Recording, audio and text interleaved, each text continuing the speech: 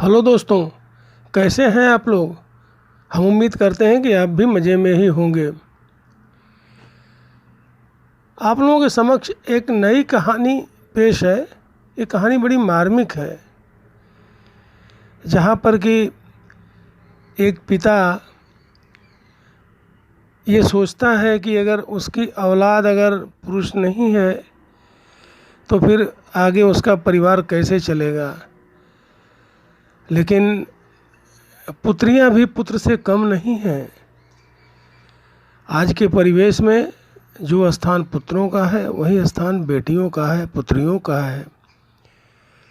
तो चलिए ये कहानी हम शुरू करते हैं। अगर ये कहानी आपको पसंद आ जाए तो आप इसे लाइक कीजिए, शेयर कीजिए और सब्सक्राइब कीजिए। साथ में बेल आइकन ज़रूर प्रेस कीजिए ताकि हमारी आने वाली नई रचना आपको सबसे पहले मिल सके। तो चलिए शुरू करते हैं। रामलाल अपने पिता की इकलौती संतान था। काफ़ी पुश्तैनी कृषि योग्य ज़मीन विरासत में मिली थी, पर कुसंगति के कारण जिन दोस्तों के बीच उठना बैठना था सबके सब नकारा किस्म के थे। लिहाजा धीरे धीरे पुश्तैनी ज़मीन बिकनी शुरू हो गई। एक वक्त ऐसा आया कि जो दोस्त आगे पीछे मंडराते थे अब दूर हो गए। धन तो अपना गया, पर लोगों के नज़रों से भी गिर गए। उनकी पत्नी नैना बहुत सरल स्वभाव की सभ्य महिला थी। बार बार समझाती, पर रामलाल की बुद्धि को जंग लग चुका था। एक दिन तो हद हो गई। कुछ दोस्त उनके घर आए। शाम को खाने पीने का दौर शुरू हो गया।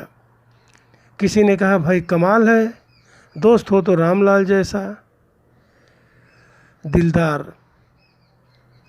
हमें तो इनकी दोस्ती पर नाज है। रामलाल झूठी प्रशंसा से बाग बाग हो गया।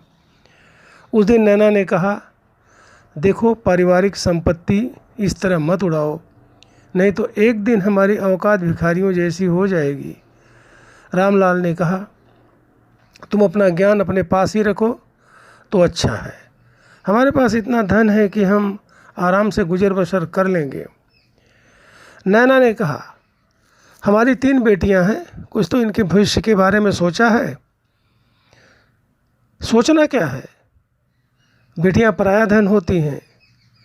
उनकी जब तक शादी नहीं होती तब तक ये घर उनका है। एक बार शादी हो जाने के बाद ये घर पराया हो जाएगा। इसके बाद कोई लड़का तो है नहीं जिससे वंश बढ़ेगा। ले देकर हम दोनों हैं, जिंदगी मज़े से गुजर जाएगी। रामलाल ने कहा, मेरी बात नहीं समझोगे। किसी दिन मेहनत की कमाई कर खर्च करोगे, उस दिन पता चल जाएगा। रह गई बेटियों की, तो ज़माना बदल चुका है। बेटियां बेटों से कम नहीं हैं। तुम्हारी सोच ही गलत है, नैना ने कहा। एक तो दारू की नशा, दूसरे नैना से बहसबाजी, तीसरे खुद को कमाने के लिए प्रेरित करना। इससे उसका क्रोध बढ़ गया। उसने कहा, एक तो बेटा पैदा नहीं कर सकी जिससे वंश बेल बढ़ सके, दूसरे जवान लड़ाती है, निकल जा मेरे घर से। चटाक चटाक करके कई थप्पड़ नैना को जड़ दिया। नैना रोने लगी तो रामलाल घर से बाहर निकल गया। वह अतीत में खो गई। उसकी शादी को 20 साल हो गए। एक एक करके 3 बेटियों की माँ बन गई। पुत्र की चाहत रखने वाला रामलाल तब निराश हो गया जब डॉक्टर ने कहा कि नैना अब और बच्चों की माँ नहीं बन सकती।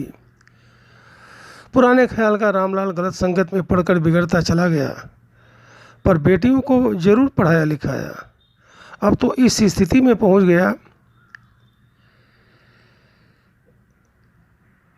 कि मतलबी दोस्त दूर हो गए। कोई सीधे मुंह बात करने के लिए तैयार नहीं होता। आज मारपीट की औकात नौबत आ गई। नैना गंभीर हो गई। उसकी बेटियां आ गई थी। क्या हुआ माँ, आज फिर घर में कलह हुई। ऐसे कब तक चलेगा? ईश्वर जो करेंगे सही करेंगे, सब ठीक हो जाएगा, चिंता की बात नहीं है। माँ, हम लोग बिजनेस के लिए बैंक से लोन सैंक्शन करा लिए हैं। हम तीनों बहनें बिजनेस करेंगी और मेहनत करके समाज को दिखा देंगी। बेटियां भी बेटों से कम नहीं। पर तुम्हारे पिताजी इसकी इजाज़त देंगे? नैना ने कहा। माँ, ऐसे तो कुछ नहीं होगा, तुम हमारे साथ हो ना।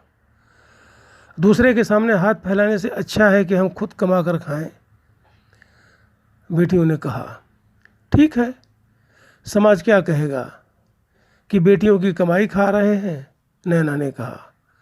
समाज हमारे घर राशन नहीं देने आ रहा न माँ। चिंता छोड़ो, हमारा साथ दो, बेटियों ने कहा। कुछ दिनों बाद बाजार में एक शानदार दुकान खुल गई, कपड़े की। मिलनसार, वाकपटु और व्यवहारिक होने की वजह से दुकान दिनों दिन उन्नति करने लगी। जब व्यापार बढ़ा तो जगह की कमी होने लगी। फिर दूसरी ज़मीन लेकर शानदार शॉपिंग मॉल बनवाया। बैंक लोन भी चुकता हो गया। जिस दिन शॉपिंग मॉल का उद्घाटन होना था, उस दिन शॉपिंग मॉल पर एक बहुत बड़ा बोर्ड टांगा गया, जिस पर मोटे मोटे अक्षरों में लिखा गया था, Ramlal and daughters shopping mall